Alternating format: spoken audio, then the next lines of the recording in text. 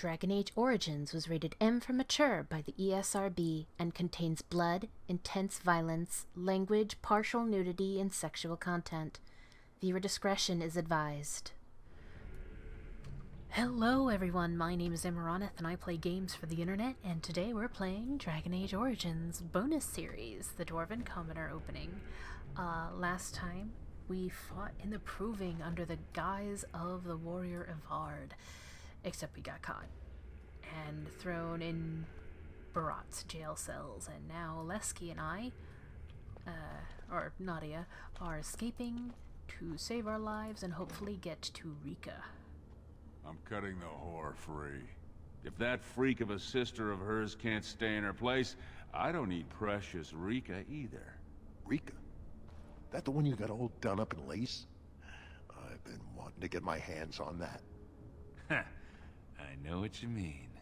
She's yours if you want her, boys. And let me tell you, it tastes as good as it looks. Oh, really? What in sod all is that doing out of its cage? Come on, boys. The little whore needs to learn her place. We must not exhaust our supplies. You're real fond of horrors.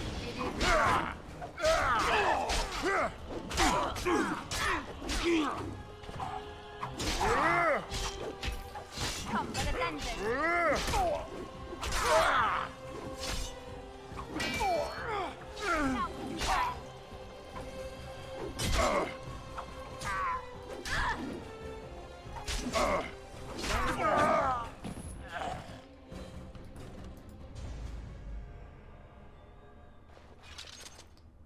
I was hoping Did you see him there all when we're done with you? And you just charged in and sodding slaughtered him. You have to be the luckiest duster in Orzammar. Beraht's dead, and we're standing here. Hail to the sodding king!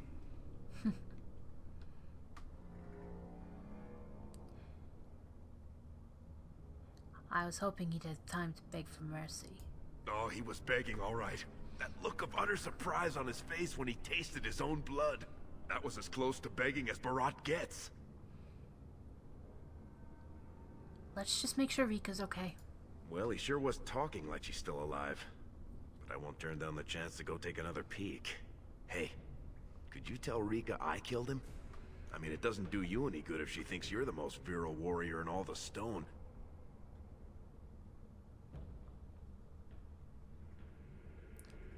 Let's just get out of here before the guardsmen show up. You said it. Fortunately, if Beraht's got them trained like he says, it should be a good long time before any guardsmen turn up here.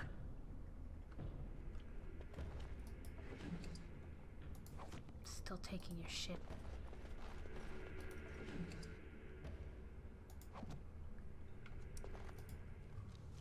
Man, if only you could, like, crouch in this game, I'd teabag him. I am the most mature.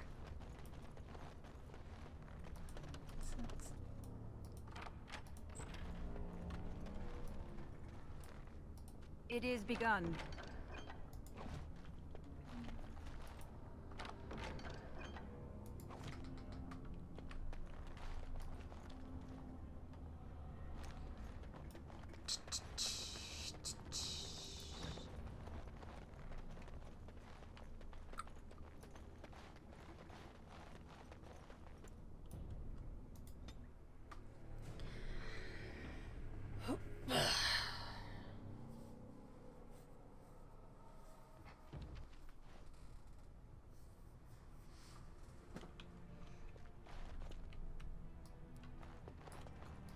You're not supposed to be here.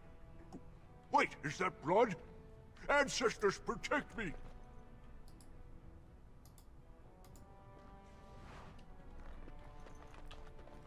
They'll protect you, alright.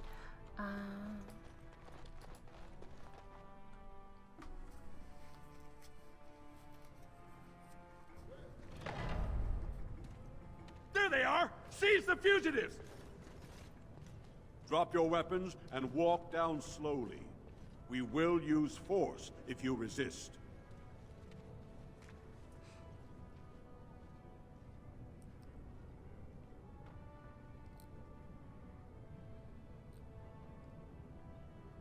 I'm the victim here. I was kidnapped. You do not speak until the Shapers have judged you. One moment, my friend. Did you not suggest this Beraht might have arranged their convenient escape? Regardless, the penalty for impersonating a higher caste is death. If Beraht is as influential as you say, perhaps he also masterminded this Everd's impersonation. Last I saw Beraht, he was suffering from a bad case of dead. He's dead? Beraht had many enemies, but also powerful allies. Beraht would have butchered us if she hadn't killed him first. Your friend has once again demonstrated her courage. We Grey Wardens travel far and wide in search of those with the potential to join our ranks. It seems I have found one. Are you asking me to become a Grey Warden? Let me make my offer formal. I, Duncan of the Grey Wardens, extend the invitation for you to join our order. This woman is wanted for treason. You can't do this. I can, and I am. It would mean traveling to the surface lands and thus leaving your people, but it does offer you the chance to strike a blow against the Darkspawn and the Blight.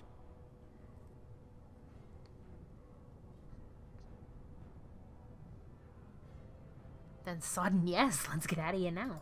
Then before these witnesses, I hereby recruit you into the Grey Wardens. Know that you are most welcome. This is highly irregular. The warrior families will be most upset. Look at you, you duster. A warden. And to think I knew you when you were stealing bread. Before we brave the deep roads, I would like to make you a gift of this mace, since you have so few possessions of your own. It was once wielded by the Warden Forel Idukan. I believe he was related to your king. I know you will continue his proud example. Goodbye, my friends, and thank you for your hospitality. We don't even get to say goodbye to our sister. We just boom. Cool. Cool.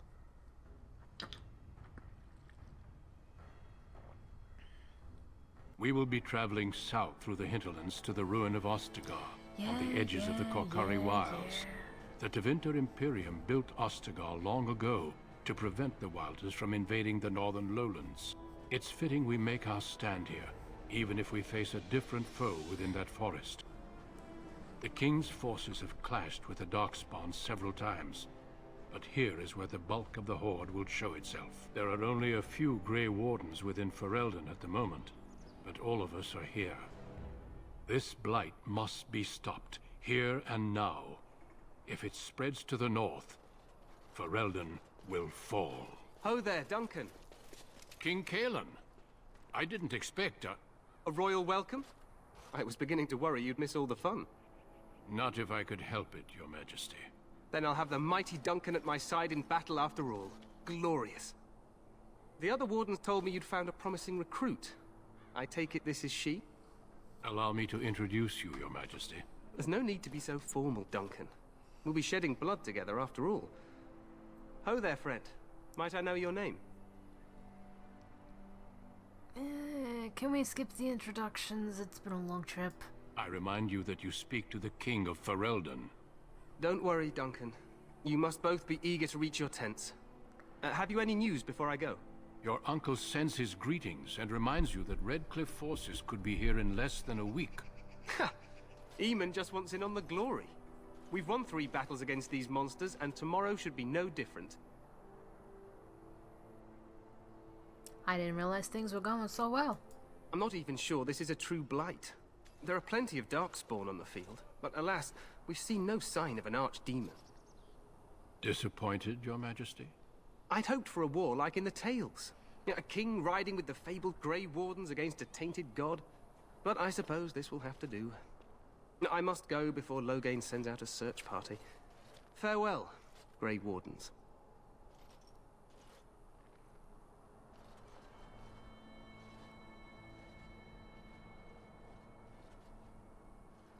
What the king said is true. They've won several battles against the Darkspawn here. You don't sound very reassured. Despite the victory so far, the Darkspawn horde grows larger with each passing day. By now, they look to outnumber us. I know there is an Archdemon behind this, but I cannot ask the king to act solely on my feeling.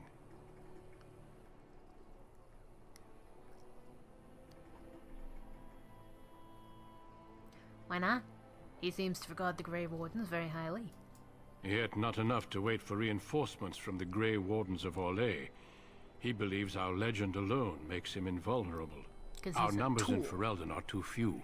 We must do what we can, and look to turn Loghain to make up the difference. To that end, we should proceed with the joining ritual without delay. What do you mean? What ritual? Every recruit must go through a secret ritual we call the joining in order to become a Grey Warden.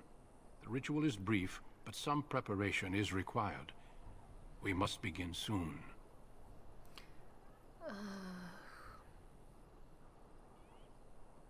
Wonderful. Let's get this over with then. Feel free to explore the camp here as you wish. All I ask is that you do not leave it for the time being. There is another Grey Warden in the camp by the name of Alistair.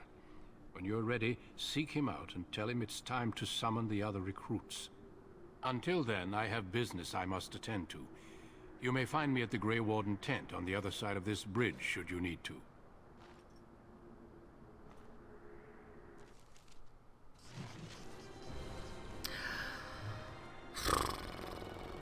That did not take nearly as long as I thought it was going to. But, hey. Such is what we do, what we do.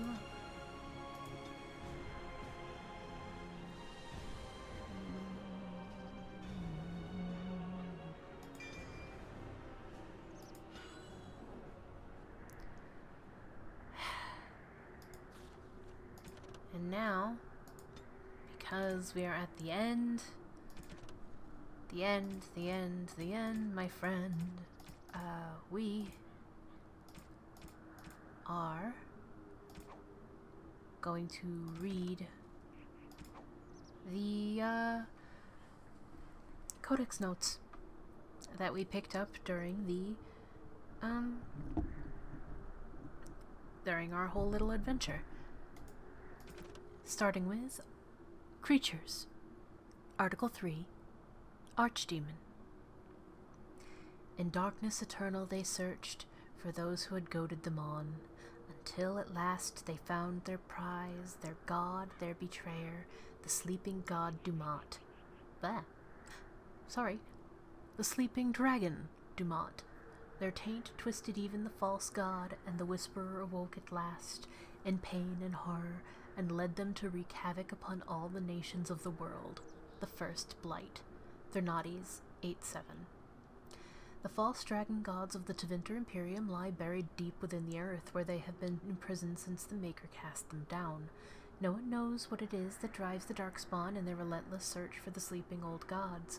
Perhaps it is instinct, as moths will fly into torch flames. Perhaps there is some remnants of desire for the vengeance upon the ones who goaded the Magisters to assault heaven. Whatever the reason, when Darkspawn find one of these ancient dragons, it is immediately afflicted by the taint.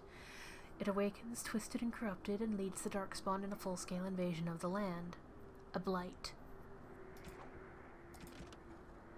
Culture and History, Article 134. The Casteless. The caste system in Orzammar includes many groups of privilege, the nobility and the warriors above all others, but to a lesser degree the merchants and the smiths and the miners. Tradition establishes a clear hierarchy, but as in any culture with an upper class, there is also a clear underclass. These unfortunates, the so-called Casteless, are believed to be the descendants of criminals and other undesirables. They have been looked down upon since Orzammar's foundation. They have taken up residence in a place called Dust Town, a crumbling ruin on the fringe of Orzammar's common areas. Orzammar society considers these Casteless lower than even the servant caste. Indeed, the Casteless are not allowed to become servants, as it is too honorable a position. They are seen as little better than animals, their faces branded at birth to mark them as the bastard children of the kingdom. Their home district, little more than a slum, is a haven for crime, organized and otherwise. Orzammar's guards seemingly cannot be bothered to patrol its streets. The best that most casteless dwarves can hope for is a life at the whim of a local crime lord, ended abruptly by violence or an overabundance of toxic lichen ale. Even so, there is some hope for the Casteless, a dangling rope that offers a way up into greater Orzammar society. Since a dwarf's caste is determined by the parent of the same sex, the male child of a nobleman is part of that noble's house and caste. Strangely, it is acceptable for casteless women to train in the arts of courtly romance to woo nobles and warriors, and they are known as noble hunters. Any male born from such a union is considered a joyous event, considering the low rate of dwarven fertility. The mother and the entire family are then taken in by the father's house, although they retain their caste. The dwarves we know on the surface are also considered casteless once they leave Orzammar, although this is only relevant to those who return, if they are allowed to return at all. Dwarves who leave for the surface are the sun-touched, as they're often called behind their backs, lose their connection to the stone and the favor of the ancestors, and thus are worthy of little more than pity. For upon dying they are said to be lost to the stone forever. Put that way, it seems a sad existence indeed. From Stone Halls of the Dwarves by Brother Genetivi, Chantry Scholar. Article 135. The Castes. Visitors to Orzammar should keep in mind the hierarchies of dwarven society are much more complex than our own. It is easy to gravely insult a man simply by mistaking his position. Since this can lead to unnecessary loss of life and limbs, I will attempt to mitigate the danger to my fellow travelers. The society of Orzammar is divided into nobles, warriors, smiths, artisans, miners, merchants, and servants. Now you are undoubtedly saying to yourself, we have all those divisions among our own people. This is a dangerous misconception.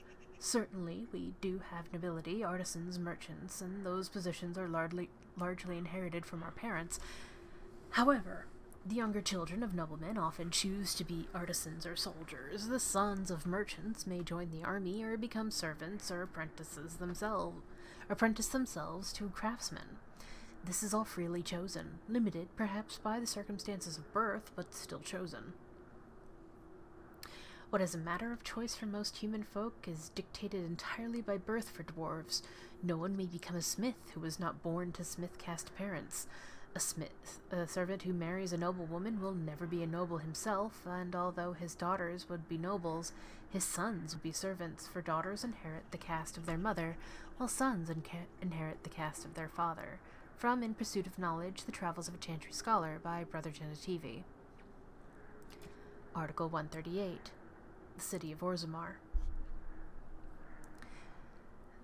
The dwarves are lauded for their craftsmanship, and the City of Orzammar is one of their finest works. Orzammar lies at the heart of the Frostback Mountains, deep underground. The city arcs outward from the royal palace, which is built around a natural lava vent, continually fountaining liquid rock, which both lights and heats the entire cavern. The topmost tier of Orzammar is home to the noble caste, with their palaces fanning out in both directions from the court of the king, as well as the Shaperate, which serves as a repository for all dwarven knowledge. The lower tiers, the commons, where the merchant caste holds sway and where the finest works of Orzammar craftsmen are for sale. In the center of the river of lava, connected to the commons by a causeway, are the Proving Grounds, a sacred arena where the dwarves by ancient tradition settled their disputes. On one side of the fiery river are the ruins of old dwarven palaces fallen into disrepair, which the locals call Dust Town, now home to the city's Casteless. On the other side of the river are the Deep Roads, which once joined the sprawling Dwarven Empire together, but now, after centuries of Darkspawn incursions, are largely sealed off. Nearly all knowledge of this network of underground passages has been lost, even to its builders. From In Pursuit of Knowledge, The Travels of a Chantry Scholar by Brother Genetivi.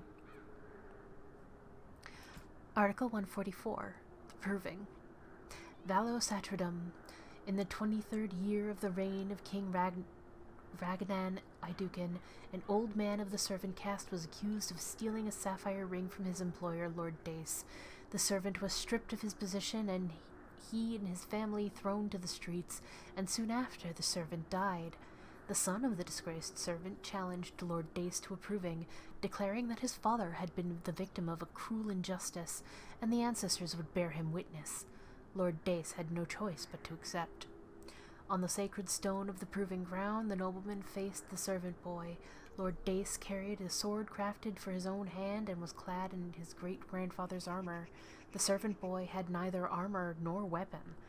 When the battle began, the boy fought like a whole pack of angry deepstalkers, flinging himself upon the startled lord, wrenching the sword from his hand and prying at his armor with bare fingers. The boy knocked Lord Dace to the ground and beat him until the lord begged for mercy. The boy and his family were reinstated to their place in the Dace household, and the virtue of the boy's father was not questioned again. The ancestors had spoken, and no one would question their word. As told by Shaper Vortog. Article 145, Dwarven Faith. We are the children of the stone. She supports us, shelters us, offers us the most priceless gifts of the earth. The worthy return to her embrace in death, becoming ancestors. The unworthy are cast out, unable to rest, that their failings may not weaken the stone. So it has been since the earliest memories. We live by the stone, guided by the ancestors who speak with the voice of the provings, and whose memories the Shaper it keeps forever in lyrium. We do not accept the empty promises of heaven as the wild elves do, or vie for the favor of absent gods. Instead, we follow in the footsteps of our paragons, the greatest of our ancestors, warriors, craftsmen, leaders, the greatest examples of lives spent in service to our fellow dwarves. Our paragons joined with the stone in life, and now stand watch at our gate, ushering in those surfacers privileged to visit our city. We know there is no greater honor to hope for, no better reward for an exceptional life, as told by Shaper's Cybor. Article 158, the Grey Wardens. The Blight had already raged for 90 years. The world was in chaos. A god had risen, twisted and corrupted. The remaining gods of Tevinter were silent, withdrawn. What writing we have recovered from those times is filled with despair, for everyone believed, from the greatest archons to the lowest slaves, that the world was coming to an end. At Weishaupt Fortress, in the desolate Anderfells, a meeting transpired. Soldiers of the Imperium, seasoned veterans who had known nothing their entire lifetimes except hopeless war, came together. When they left Weishaupt, they had renounced their oaths to the Imperium. They were soldiers no longer. They were the Grey Wardens. The Wardens began an aggressive campaign against the Blight, striking back against the Darkspawn, reclaiming lands given up for lost. The Blight was far from over, but their victories brought notice, and soon they received aid from every nation in Thedas. They grew in number as well as reputation. Finally, in the year 992 of the Tevinter Imperium, upon the Silent Plains they met the Archdemon Dumont in battle. A third of all the armies of northern Thedas were lost to the fighting, but Dumont fell, and the Darkspawn fled back underground. Even that was not the end. The Imperium once revered 7 gods: Dumont, Zazakel, Toth, Andorol, Razakel, Lusican, and Erethmiel. 4 have risen as archdemons. The Grey Wardens have kept watch through the ages, well aware that peace is fleeting, and that their war continues until the last of the dragon gods is gone. From Ferelden, Folklore and History by Sister Petrine, Chantry Scholar. Article 159, the Korcari Wilds. It is said that in the midst of the Black Age, when the werewolves stalked the lands of Ferelden in numbers that kept every farmholder indoors and a hound on every doorstep, a powerful Arl of the Alamari peoples stood and declared that he would put an end to the threat. His Arling stood on the border of the Dark Forest on the southern border of the Ferelden Valley, and he claimed that the werewolves used the forest to launch their midnight assaults on humanity. For 20 years, this Arl led an army of warriors and hounds deep into the forest. In his hunt for the werewolves, he slew not only every wolf he came upon, but also every member of the chastened wilder folk. Any one of them, he said, could harbor a demon inside and thus be a werewolf in disguise. For 20 years, the forest rang with screams and the rivers ran red. The tales say that an old chastened woman found her sons all dead at the Arl's blades. She pulled one of those very blades from one son's heart and plunged it into her own chest, cursing the Arl's name as she did so. Where her blood touched the ground, a mist began to rise. It spread and spread until it was everywhere in the forest. The Jarl's army became lost, and it is said that they died there. Others say they wander still. The ruins of his Arling stand to this day, filled with the ghosts of women waiting eternally for their husbands to return. The Forest of Legend is, of course, the Korcari Wilds. There are as many legends about the Great Southern Forest as there are shadows, or so the saying goes. The chastened wilder folk have made their home there since mankind first came to these lands, and the wildlands spread as far into the south as anyone has ventured. Beyond the mists are vast tracts of snow, white-capped mountains, and entire fields of ice. It is a land too cold for mankind to survive, yet the chastened eke out an existence even there, and they tell of horrors beyond the wilds that the lowland folk could not begin to comprehend.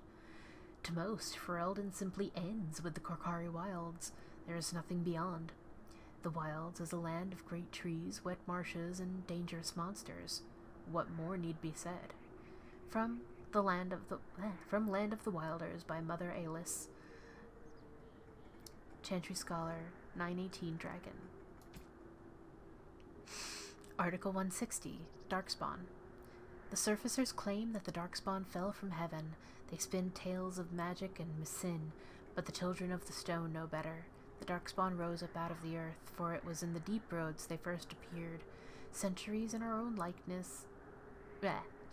Creatures in our own likeness, armed and armored, but with no more intelligence than Tezbadam, bestial and savage. At first they were few, easily hunted and slain by our warriors, but in the recesses of the deep roads they grew in numbers and in courage. Our distant tigers came under attack, and now it was the army, not a few warriors, being sent to deal with the creatures. Victory still came easily, though, and we thought the threat would soon be over. We were wrong. As told by Shaper Sizebor. Article 161. The Blights. My dear Anika, I would not worry about the assembly. Let the nobles sit together and argue over whose house owns the greatest tig. It keeps them from panicking, which they would surely do otherwise, and prevents them from making a greater nuisance of themselves. War is the business of warriors. I would say that the enemy's strategy seems to be changing, but they never appeared to have a strategy before, beyond destroying everything in their path.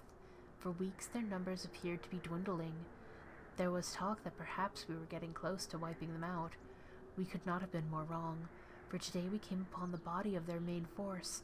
I cannot give words to it, Anika. I've never before seen so much death in one place.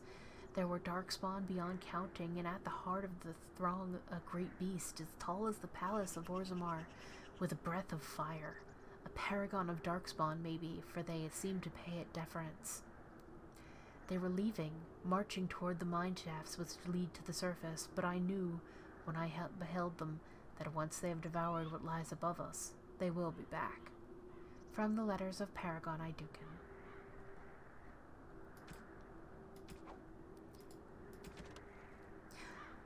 Article 165, King Cailan Theirin. I'd hoped for a war like in the tales, a king riding with the fabled Grey Wardens against a tainted god. Son of the legendary King Mac Tir, Cailan was the first Ferelden king born into a land free from foreign rule in 2 generations. Since his father's death, he's held the throne alongside his queen Enora. Article 169, Duncan. Men and women from every race, warriors and mages, barbarians and kings, the Grey Wardens sacrificed everything to stem the tide of darkness and prevailed. Like many others, Duncan gave up his family name when he joined the ranks of the Wardens, a symbolic gesture of cutting ties. He might say this was a convenience in his case, however. His mother was from the Anderfells, his father from Tevinter. His childhood was spent in the free marshes and Orlais. His people were everywhere, and his homeland was nowhere. He was given the almost impossible task of leading the Grey Wardens in Ferelden, a kingdom that had thrown the Order out 200 years earlier. Facing the local suspicion and hostility, he set about finding recruits. Article 180, Loghain Mac Tir. It takes more than legends to win a battle. Loghain was born a farmer during a time when his country was still under foreign occupation. When he was still a boy, he joined the Resistance, where his considerable tactical genius quickly became apparent. He became close friends with Prince Merrick, the last true heir to the Ferelden throne, and together they led the rebels to drive out the forces of the Orlesian Empire.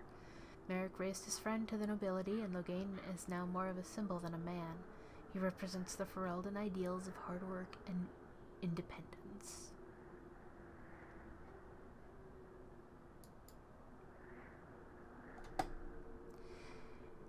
And on that note, that is all of it. That's it for the Dwarven Commoner opening sequence. I hope you enjoyed it, and I hope to see you next time when we go through another opening sequence, another character background. Until then, bye-bye.